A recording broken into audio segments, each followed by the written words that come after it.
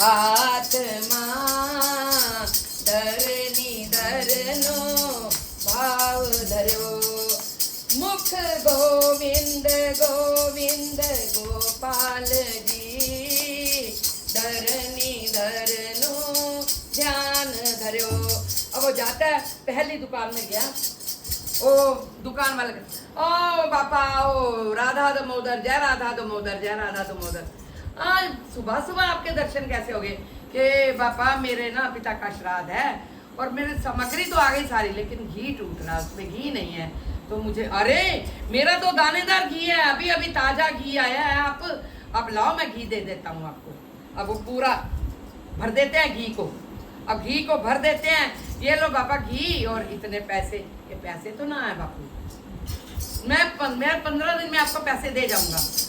अब वो कहता क्या मेरी भी बुद्धि सुबह सुबह खराब हो गई कि मैंने क्यों ही बोल दिया कि मैं घी दे देता हूँ। वो कहता बापा ऐसा है घी 15 पैसे की तो कोई बात नहीं, तुम्हारा बापा हमारा बापा है, लेकिन इसमें जो है ना एक मच्छर गिर गया इसमें। और नहीं नहीं नहीं बाबा आप तो घी वापस ले लो। अब वो अपना पूरा घी निकाल रहा है, ये पूरा साफ किया, जो बच गया अपने हाथों में लगाया, मुंह पे लगाया और कटोरा उसे दे दिया। अब फिर आगे जा रहा है, मनरसीली दी तपेली आत्मा धरनी धरनो ध्यान धर्यो मुख गोविंद गोविंद गोपाल जी धरनी धरनो ध्यान धरो। अब दूसरी दुकान में गए, वो भी कहता बापा आओ आओ आओ जय राधा दामोदर जय राधा दामोदर। कि आप सुबह सुबह आज आपके दर्शन हो गए कि बापा मेरे को घी चाहिए, पिता का श्राद्ध है और मेरे पास घी नहीं है। अच्छा लाओ अपनी कटोरा पतीला दो, तपेली कहते हैं वहां पर, तपेली दो। अब वो तपेली दी, अब भर दी उसने पूरी भर दी घी के साथ। अब घी के साथ भर दी, अब देने लगा तो पापा इतने पैसे के पैसे तो ना है, 15 दिन बाद दे जाऊंगा, मेरा पक्का बोल रहा हूँ। अब उसने भी कहा अरे इसमें तो ना कीड़ा गिर गया बाबा। भैया तो नहीं ऐसा, वो तो बहुत शुद्ध वैष्णव थे कि नहीं ये तो नहीं चाहिए। चल ला भाई घी दे दे वापिस। कीड़े वाला घी तो क्या ही करेगा, लेके अपने बाजू में अपने माथे में अपनी मूछों पे सब लगा के वो दे दिया। जितनों के पास जाए सब ऐसे ही बोले। अब लास्ट में बिल्कुल दामोदर कुंड के सामने एक दुकान थी और वो बड़ा भगत था, नरसिंह भगत का, बहुत प्यार करता था उन्हें। उन्होंने देखा अपनी दुकान से छलांग लगाई, उनके चरणों में गिर गया कि बाबा राधा दामोदर दादा राधा दामोदर कि आज सुबह सुबह आपके दर्शन हो गए कि भैया आज पिता का श्राद्ध है और मुझे घी चाहिए, घी नहीं है, बाकी सामान तो ले लिया। लाओ बापा मैं ना आपको घी भर देता। क्या कहता मैं पहले बता दूं आपको कि मेरे पास पैसे नहीं है, जितने लोगों के पास गया पैसों के चक्कर में सबने घी वापस ले लिया। अब तुम भी बाद में ये कहो तो मेरे पास पैसे नहीं। कहता नहीं मुझे पैसे चाहिए ही नहीं, आपके पिता मेरे पिता, पैसे नहीं चाहिए मुझे, आप घी लेके जाओ। अब यहाँ अड़ गया नरसिंह मेहता, वो कह रहे मैं पैसे दिए बिना घी ना लूं, वो कहता मैं पैसे लूं ना। तो पैसे तो थे ही नहीं उसके पास, पैसे तो थे ही नहीं।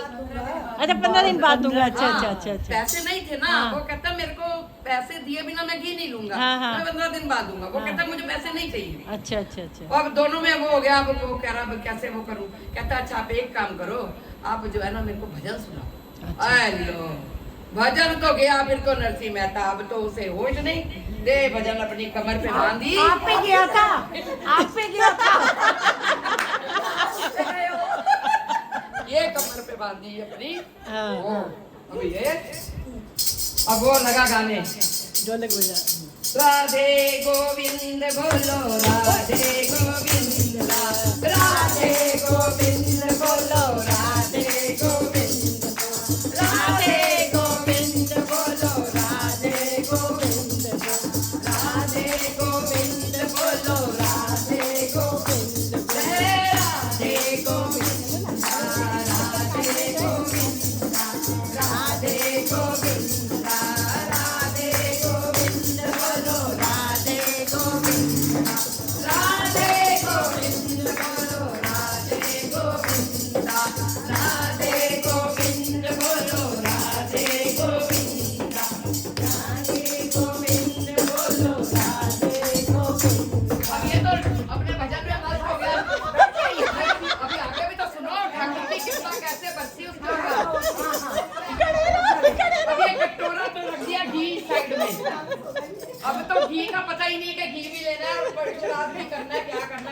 नहीं। अब उसने कहा भजन सुनाओ, तो नरसिंह मेहता जी तो वही बस बिजी हो गए। अब वहाँ महती उनकी बीवी वो सोच रही है कि सारे गांव को न्योता दे दिया, सारे गांव को न्योता दे दिया और खुद पता ही नहीं कहाँ है, ये तो आया ही नहीं, ये तो बनाओ का रसोई। अब वो जाती है, घड़ी के अंदर जाती है, घड़ी बाहर आती है, अरे कहाँ गए भैया, अब कहाँ भजन में बिजी हो गए होंगे, इनको तो होश नहीं होगा। अब वो अपने जहाँ उनका गोखला था, जहाँ भगवान को विराजा था, हाँ ऐसे जहाँ भगवान को विराजा था ना, वहाँ जाती है। अच्छा हमारे आंसू जो हैं भगवान को नीचे उतारने के लिए बहुत काम करते हैं। अश्रु और आश्रय दो होना चाहिए। अब नहीं बजाओ। अश्रु और आश्रय भगवान को अवतरण करने का हमारा ये सबसे सटीक वो है। अब वो जाती है, अंदर जाके रोती है, 3 बार रोती, 3 बार पुकारती है कि ठाकुर मेरी लाज तो तेरे हाथ है। भाई तो पूरे गांव को न्योता दिया है और आप पता ही नहीं कहाँ है। अब जब रोती है तो हड़कम मच जाता है बैकुंठ में कि क्या हो गया, नीचे क्या हुआ। वो ठाकुर जी कहते हैं अरे ये क्या, नीचे तो ऐसे लगा कुछ जैसे पृथ्वी का खत्म होने का वो आ गया। अब भगवान महादेव से वो बात करते हैं, भाई क्या हुआ, अभी तो प्रलय का वो आया नहीं, तो ये प्रलय कैसे हो रही है। कह रहे हैं जूनागढ़ में जाओ, जूनागढ़ में नरसिंह भगत के घर में खूब परेशानी आ रही है। वो तो मस्त है भजन में और सारे गांव को न्योता दे दिया, श्राद्ध करना है तो कहाँ से करेगी उसकी बीवी, तो तुम जाओ। अब ठाकुर जी सबको बुलाते हो, उद्धव तुम आओ, रुक्मणी तुम आओ, पार्षदों तुम आओ, सारे आओ। सारे आ गए। क्या करना है भाई, जूनागढ़ में जाओ नरसिंह भगत के घर में, वहां जाके तुम तैयारी करो लंगर की, जो श्राद्ध करना है, और मैं भी अभी आता हूँ। अब वो सारे आ जाते हैं, नीचे उतरते हैं, सारे देखते हैं कि लोग देखते हैं कि इतनी बड़ी जनता कहाँ से आ रही है, नरसिंह भगत का घर कहाँ है, नरसिंह भगत का घर कहाँ है। वो कहते हैं नरसिंह भगत का घर, तुम नरसिंह भगत को तुम क्यों पूछ रहे हो। कह रहे नरसिंह भगत क्या लगता है तुम्हारा। कह रहा हमारा सेठ है। यहाँ कहते हैं कि भगवान को नौकरी करने की इच्छा होती है अगर हमारी भक्ति सच्ची है तो, और हम ऊपर से हाँ जी जैसे आराम करते रहे तो भगवान कभी नहीं आने वाले। हम भोग भी धरे रखे और वह भी ये गा रही थी कि मेरे भोग भी वो हो गए और मेरे फूल भी सूख गए, तो वो सूखते ही रहेंगे। वो क्या चाहता है, हमारे दिल में उसका प्यार और हमारी आंख में उसकी इंतजार हो, तभी अब वो आता है। ऐसे कहा हमारे जैसे तो कहाँ आता है, नरसिंह भगत के घर आए वो, और कहते हैं हमारा सेठ है वो। वहां पे आके भगवान तो क्या से क्या कर दे 1 सेकंड में।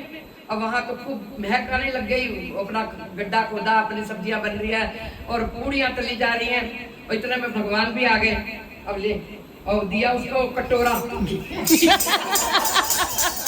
घी का कटोरा दिया है, घी ले। कहती है अब दीक्षित जी को, हमारे गौर ब्राह्मण जो है ना, उनको आप न्योता दिया। ठाकुर जी को बोल रहे हो, नहीं पता ये नरसिंह मेहता पूरी उसी की यूनिफॉर्म में, वही ऐसे पगड़ी ऐसे नंगे पैर अपने आए हैं ठाकुर जी। अब वो जाते हैं तो वो गौर ब्राह्मण जो इनका ठाकुर वो होता है कुल गुरु, उसके पास जाते हैं। वो बैठा खिड़की में देख रहा है, अरे ये आ गया किंचन सा, कभी तो मुझे इसने वो क्या कहते हैं दक्षिणा भी नहीं दी, इसके घर कौन जाएगा, तो मोटा भाई के घर जाएंगे। अब वो कहता है ये अपने पोते को बुलाता है, इधर आ, ये खिड़की को बंद कर दे, साकल लगा दे इसके ऊपर। और वो आता है साकल लगाता, तो भी ठाकुर जी देख लेते, उसको बुलाते हैं नीचे कि ये गौर ब्राह्मण आज हमारे घर में आना जीवना। कह रहे तुम्हारे घर कौन आएगा, तुमने कभी मेरे को दक्षिणा दी, दक्षिणा तो कभी दी नहीं, कुछ देते हो नहीं, और तुम्हारे घर मैं नहीं आ रहा, मैं मोटा करके भाई के घर। वो कहता, और फिर क्या कहता वो, मेरा और तुम्हारा आज से रिश्ता खत्म। भगवान को कहता है मेरा और तुम्हारा आज से रिश्ता खत्म, मतलब अपने द्वार खुद बंद कर दिए उसने, क्योंकि वो उसको पता नहीं भगवान है सीधे। अब भगवान कहता है अच्छा ऐसा है, तुम ना मुझे लिख के दे दो कि मेरा और तुम्हारा रिश्ता खत्म। उसने लिख दिया, लिख के पर्ची भी उसके मतलब दूर से फेंकी, ये ले तेरा मेरा रिश्ता खत्म, मैं तेरा ना, मैं तेरा गौड़ ब्राह्मण ना कुलगुरु और ना तू मेरा यजमान। आग लगी क्या बाहर उसमें हाँ कई बार मैसेज फायर का है,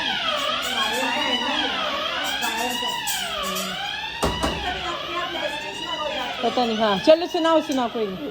अब पर्ची में उसके डाल देता कि मेरा तेरा रिश्ता नहीं है, ना तू मेरा यजमान ना मैं तेरा कुलगुरु। अब भगवान जी वो पर्ची रख लेते हैं, अब वो कहते हैं आप किसको बुलाऊं।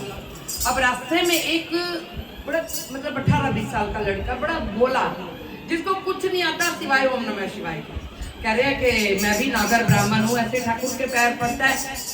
देखो सही है, सब सही है। देखो एक मिनट रुको भाई, देख